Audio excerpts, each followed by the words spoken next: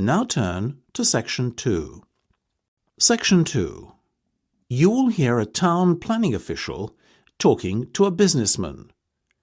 First, you will have some time to look at questions 11 to 15.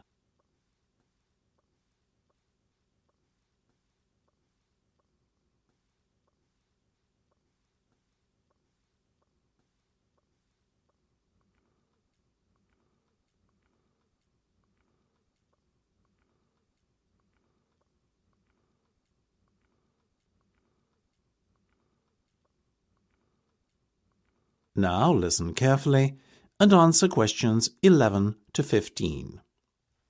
We've looked at your proposal, and while we are relatively happy with it and prepared to give you the go-ahead to get the project started, that is only on condition that you make some modifications to the original plans. First of all, having 2 car parks is all well and good, but you only have a ticket office in one of them. What happens if a customer encounters a problem in car park 2? Does he have to go all the way over to car park 1 to get help? That'll have to change. Another issue we have is the location of one shopping outlet in isolation on the opposite side of the road to the main complex. I'm referring to the designer boutique by the roundabout. It's highly dangerous to expect people to cross over the road there. An accident waiting to happen, quite frankly. We very much approve of the placement of a flower bed in the centre of the complex, and of course it makes sense to have this leading into the garden centre as you have shown in your plans.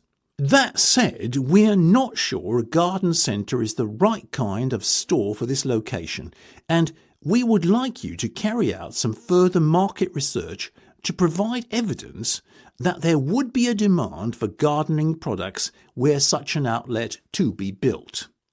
Also, the building in the main complex near to car park 2 is the Cineplex Cinema.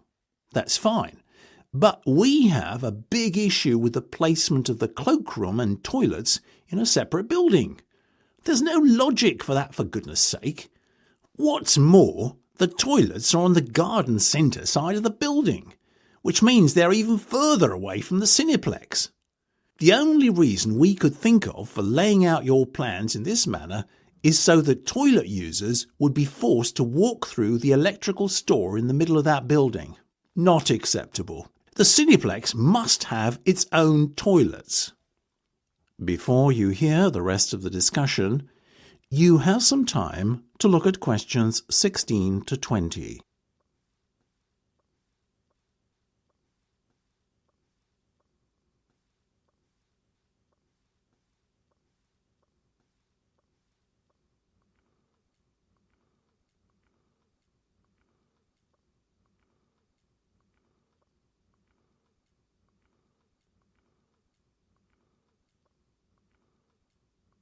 Now listen and answer questions 16 to 20.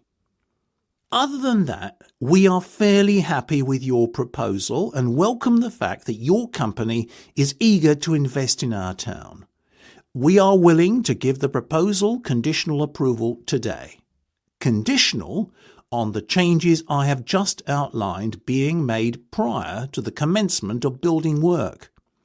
At the next Town Planners meeting, please present your revised plans and the Council will then grant the go-ahead for work to begin. As regards your application for grant aid, the Council has rubber-stamped funding of £1.3 million, which is £0.3 million in excess of the amount you applied for. This is a gesture of goodwill on the part of the Council to show you that we are very supportive of your bid to build the Knightsbridge complex here in Newsworth. Of course, the grant aid has some conditions attached to it. First of all, if your business does not remain in operation for 5 years, the grant should be repaid in full. If your business closes within 10 years, half the grant must be refunded. If your business shuts after the 10th and within the first 15 years of operation, you will be expected to return 1/4 of the grant aid. Secondly, You will be required to employ local people to work at the centre where at all possible.